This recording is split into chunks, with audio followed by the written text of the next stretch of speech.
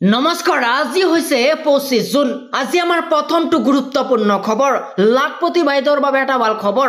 লাখপতি বাইদেউৰ তালিকাত নাম নাই নেকি আপোনাৰ মাত্ৰ 6টা দিন 30 জুনৰ ভিতৰত অন্তৰ্ভুক্ত কৰক আপোনাৰ নাম এই মুহূৰ্তত জনাইছো লাখপতি বাইদেউৰ বাবে এটা ডাঙৰ খবৰ আহি গৈছে লাখপতি বাইদেউক লৈ এক ডাঙৰ খবৰ লাখপতি বাইদেউৰ আঁচনিৰ বিগ আপডেট লাখপতি বাইদেউৰ তালিকাত নাম নাই নেকি আপোনাৰ আৰু আপোনাৰ হাতত মাত্ৰ কেইটামান দিনহে বাকি আৰু 30 জুনৰ ভিতৰত অন্তৰ্ভুক্ত কৰক আপোনাৰ নাম অন্যথা আপুনি নাপাব 10,000 টকা মুখ্যমন্ত্ৰীয়ে গোটৰ মহিলালৈ দিছে এবাৰ ডাঙৰ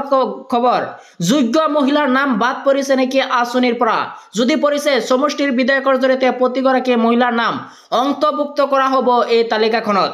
এই মুহূৰ্তত জনাইছো আমাৰ তৃতীয় নম্বৰ খবৰটো আমাৰ তৃতীয় নম্বৰ খবৰতে আছে ডাঙৰ খবৰ কোৰবানী লৈ মুখ্যমন্ত্ৰী হিমন্ত বিশ্ব শৰ্মাৰ বৃহৎ গহনা আইন ভংগ কৰি কোৰবানী কৰিলে লোৱা হ'ব এতিয়াৰ পৰা কঠোৰ ব্যৱস্থা ৰাজ্যবাসীৰ বাবে এক ডাঙৰ খবৰ কোৰবানীক লৈ মুখ্যমন্ত্ৰী হিমন্ত বিশ্ব শৰ্মাৰ এবাৰ ডাঙৰ গহনা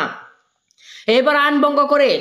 14ৰ পৰা 80টা গৰু দুবৰি টনা হৈছিল আৰু বুয়েটো বানাৰীৰ মানুহে পাৰমিশনো দিছে আৰু কোনো ধৰ্মীয় অনুষ্ঠানত 5 কিলোমিটাৰ বেহাৰদত কোনো নিষিদ্ধ মাংস ভক্ষণ কৰিব নোৱাৰিব আৰু অহাবাৰ ঈদত মই নিজেও দুবৰি থাকিম বুলি মুখ্যমন্ত্ৰীৰ মন্তব্য আৰু অবৈধভাৱে কিদৰে ইমানখিনি গৰু আহিল তাৰ তদন্ত কৰা হ'ব আৰু আইন ভংগ কৰি কোৰবানী কৰিলে লোৱা হ'ব কঠোৰ ব্যৱস্থা আৰু কোৰবানীক লৈ মুখ্যমন্ত্ৰী হিমন্ত বিশ্ব শৰ্মাৰ এক ডাঙৰ খবৰ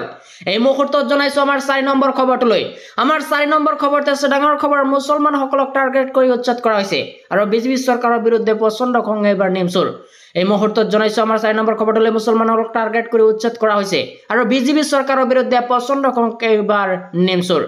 বিটিআৰত মুছলমানসকলক টাৰ্গেট কৰি উচ্ছেদ কৰা হৈছে আৰু ঘৰবাৰী ভাঙি দিয়া হৈছে বিটিআৰত ভূমিহীন লোকক দিব লাগিব ভূমিৰ পট্টা আগন্তুক 2 মাহৰ ভিতৰত বিটিআৰত বাস কৰা প্ৰতিটো জাতিৰ জনগোষ্ঠীৰ লোকক দিব লাগিব ভূমিৰ পট্টা আৰু ধৰ্মীয় সংখ্যালঘুসকলক ভূমিৰ পট্টা দিবই লাগিব আৰু ভূমিৰ অধিকাৰ জন্মগত অধিকাৰ এই অধিকাৰ কোনেও কাঢ়ি নিব নোৱাৰে আৰু বিটিআৰটো বিজেপি চৰকাৰ আহিলে বাছি মুছলমানকে উচ্ছেদ কৰা হয় আৰু একাংশ মুছলমানে নিজৰ স্বাৰ্থৰ বাবে বিজেপিৰ পিছে পিছে ঘূৰে আৰু ডি ভোটাৰ নামত বাংলাদেশী সজাইছে এই মন্তব্য নেমচুৰ সভাপতি বদৰুল ইছলামৰ এই মুহূৰ্তত জনাইছো আমাৰ 5 নম্বৰ খবৰটো আমাৰ 5 নম্বৰ খবৰতে আছে ডাঙৰ খবৰ হিন্দু বহুতি প্ৰধান অঞ্চলতো মুছলমানে কৰিব পাৰিব ব্যৱসায় মুছলমানক দিব নোৱাৰিব বাধা এইবাৰ উচ্চতম ন্যায়ালয়ে জনাইছে এই মুহূৰ্তত জনাইছো আমাৰ 5 নম্বৰ খবৰটো হিন্দু বহুতি প্ৰধান অঞ্চলতো মুছলমানে কৰিব পাৰিব ব্যৱসায় বাণিজ্যত কৰাত কোনো ধৰণৰ বাধা দিব নোৱাৰিব মুছলমান ব্যৱসায়ী হিন্দু অধ্যুষিত এলেকাতো বিনা দ্বিধাই ব্যৱসায় কৰিব পাৰিব মুছলমানে আৰু হিন্দু অঞ্চলত ব্যৱসায় কৰি সন্মুখীন হোৱাৰ সমস্যাৰ বাবে উচ্চ ন্যায়ালয়ৰ কাষ চাপিছিল এগৰাকী ব্যৱসায়ীয়ে আৰু ওৱানালী খাম বাটৱালা নামৰ ব্যৱসায়ীজনে কাষ চাপিছিল গুজৰাট উচ্চ